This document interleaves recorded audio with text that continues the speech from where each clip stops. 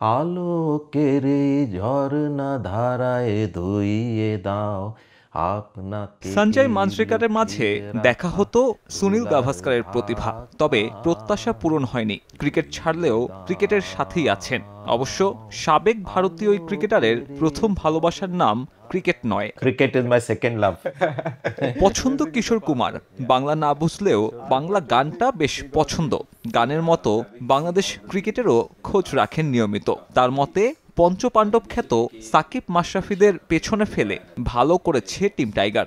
International debut 10-15 years back and 10-15 বছর আগে অভিষেক হওয়া সিনিয়রদের মাঝে টি-20 মনোভাব তেমন থাকে না। ব্যাটারদের জন্য আগে আউট না হওয়াটাই ছিল গুরুত্বপূর্ণ। তবে নতুন জেনারেশন টি-20-র জন্য আরও মানানসই, যেমন অভিষেক শর্মা। ও কিন্তু সেঞ্চুরি করতে খেলে না, বরং প্রতিটা বলে সর্বোচ্চ ফল আনতে চায়। এটাই পার্থক্য। কোনো দল যখন সিনিয়রদের ছেড়ে নতুনদের যোগ দেয়, তখন ওই দলের ভালো করার সম্ভাবনা বেড়ে যায়। যদি আপনি ট্রিকি উইকেটে 140 থেকে 50 রান তাড়া করেন, তখন হয়তো অভিজ্ঞতা দরকার হবে। তবে বর্তমানে এই ধরনের পরিস্থিতি আপনি খুব কমই পাবেন।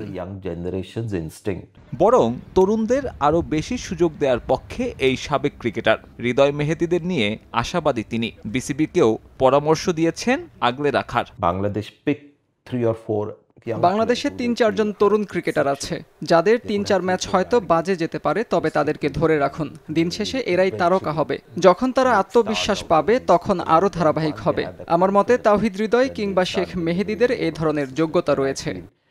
Tawhid Hridoy is one of the names that দ্বিপাক্ষিক সিরিজে পারলেও বৈশ্বিক মঞ্চে ব্যর্থ বাংলাদেশ।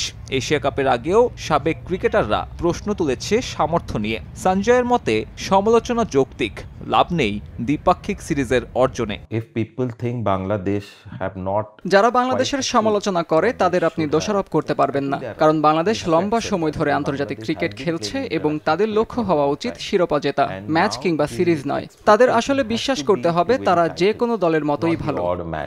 আফগানিস্তানের বিপক্ষে সিরিজ জিতলেও নেই স্বস্তি। সহজ টার্গেটেও খেই হারায় বাংলাদেশ। বাউন্ডারি ছাড়া রান তুলতে ব্যর্থ। এশিয়া কাপেও ছিল একই অবস্থা। পাকিস্তান ম্যাচে ডট বলের সংখ্যাটা 60-এর বেশি। এখানেই পরিবর্তন আনতে বললেন মাঞ্জরেকার।